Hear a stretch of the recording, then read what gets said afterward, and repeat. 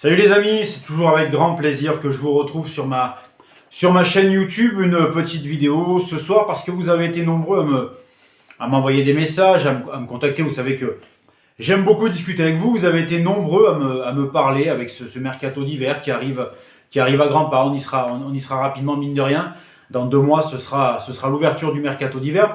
Et vous avez été nombreux à venir me parler de transferts, de mercato, de fair play financier, à me demander notamment comment les clubs anglais font pour dépenser autant sans jamais n'être inquiétés par le fair play financier. Donc, j'ai essayé de vous faire une petite vidéo explicative, disons modestement, où je vais essayer de vous donner un petit peu les tenants et aboutissants pour vous expliquer comment les clubs anglais arrivent à faire des mercatos qui flambent sans jamais être inquiétés par l'UEFA et par son fameux fair play financier.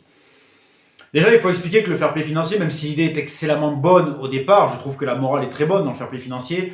Malheureusement, on va vite se rendre compte que sa mise en œuvre est difficile parce qu'il y a beaucoup de moyens légaux. Il faut savoir que les clubs ne trichent pas, de moyens légaux de contourner ce fair play financier. Et notamment pour les clubs anglais, vous allez comprendre bientôt pourquoi. Je vais revenir sur les spécificités de la loi anglaise en matière de transfert. Donc, prenons un exemple simple. Vous êtes un club anglais et vous avez, on va prendre un chiffre rond pour que ce soit plus facilement compréhensible, vous avez 100 millions d'euros dans votre cagnotte, vous ne pouvez pas dépenser plus que 100 millions pour être dans les clous du fair play financier. Et vous avez décidé lors de ce mercato de signer 4 joueurs pour renforcer votre équipe. Donc on va avoir un premier joueur dont la valeur est de 70 millions d'euros. Donc le transfert est à 70 millions d'euros. Donc vous allez acheter ce joueur. Mais ce qu'il faut savoir, c'est qu'en règle de transfert, vous pouvez lisser le prix du joueur sur le nombre d'années de contrat. Ça permet de lisser en comptabilité le prix, la valeur que vous avez acheté ce joueur sur le nombre d'années de contrat que vous lui avez fait. Donc l'UEFA n'autorise pas les contrats allant au-delà de 5 ans, sauf si la loi du pays dit le contraire. Et comme les choses sont bien faites en Angleterre, la Première Ligue autorise des contrats allant jusqu'à 8 ans. C'est pour ça notamment qu'on a vu Chelsea ces derniers temps faire des contrats XXL à très longue durée. Donc vous avez ce joueur 1 qui vaut 70 millions d'euros, vous lui faites un contrat de 7 ans. Donc en comptabilité, 70 divisé par 7, il ne vous coûte plus que 10 millions.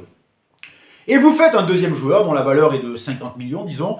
Vous lui faites la même chose, un contrat de 5 ans. Donc vous lissez cette somme de 50 millions sur les 5 ans, ça vous fait 10 millions par an. Donc vous avez 10 millions plus 10 millions. Ces 2 premiers joueurs que vous avez achetés 70 et 50, en comptabilité, ne vous coûtent plus que 10 et 10. Donc il vous reste encore 80 millions dans votre cagnotte, alors que vous vous rendrez compte que vous avez quand même déjà dépensé plus que ce que vous aviez au départ. Mais magie de la comptabilité, il vous reste 80 millions dans le trésor, donc vous pouvez encore vous faire largement plaisir. Pour le joueur 3, on va faire une petite nuance. On va faire ce qu'on appelle dans le jargon une plus-value fictive. Et là, entre en scène un deuxième club. Donc, vous voulez faire un échange de joueurs avec un deuxième club. Vous, votre joueur est évalué à 40 millions d'euros, le joueur du deuxième club est évalué à 60 millions d'euros. Donc, vous allez me dire le plus simple, vous faites l'échange de joueurs, vous donnez les 20 millions d'euros de différence et puis le tour est réglé. Eh ben non, parce que ce serait trop simple et surtout que ça n'arrange personne de faire ça en termes de comptabilité parce que vous allez dépenser 20 millions d'euros net sans faire rentrer d'argent. C'est inintéressant pour vous. Donc ce que vous allez faire, vous allez acheter ce fameux joueur à 60 millions. Vous allez payer les 60 millions.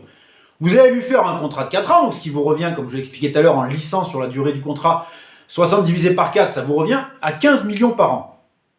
Et le club en face va acheter votre joueur à 40 millions. Mais, là c'est la magie aussi de la comptabilité, ces 40 millions que vous allez toucher pour votre joueur, là vous les mettez tous en comptabilité. C'est-à-dire que les 40 millions vont directement sur le compte. Ce qui fait que vous avez dépensé 15 millions, avec un joueur à 60 millions et un contrat de 4 ans, mais vous avez encaissé en même temps 40 millions nets que vous mettez tout de suite sur les comptes. Ce qui fait que dans votre escarcelle, vous êtes à 65 millions puisque vous avez dépensé 15 millions. Mais comme vous touchez les 40 millions, eh ben vous êtes à 105 millions.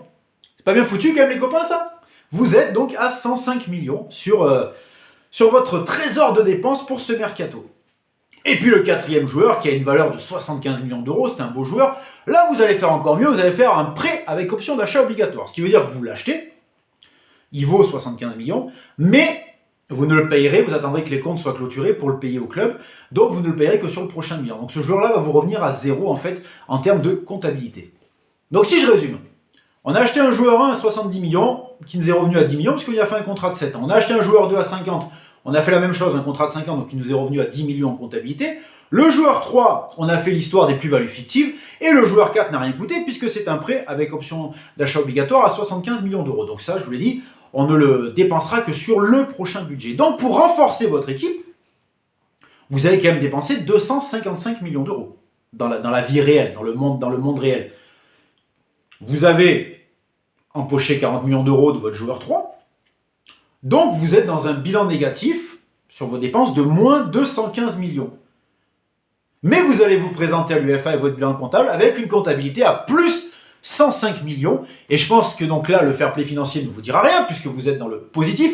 Et vous allez peut-être même recevoir les félicitations du jury parce qu'au départ, vous n'aviez que 100 millions et aujourd'hui, vous en avez 105. Donc voilà la magie du football et voilà la magie de la comptabilité. Voilà comment les clubs peuvent aujourd'hui se permettre de dépenser bien plus qu'ils n'en ont. Et voilà pourquoi le fair play financier est bien démuni pour lutter contre tout ça, même si je le répète, l'idée du fair play financier au départ sur le papier est une excellente idée. Malheureusement, on se rend compte que sa mise en œuvre est beaucoup plus compliquée. J'espère les amis que je vous aurai un tout petit peu éclairé sur la magie du mercato, comment ces clubs arrivent à dépenser l'argent qu'ils n'ont pas. Et on se retrouve très très vite dès demain pour une nouvelle vidéo. Excellente soirée à tous, ciao les amis.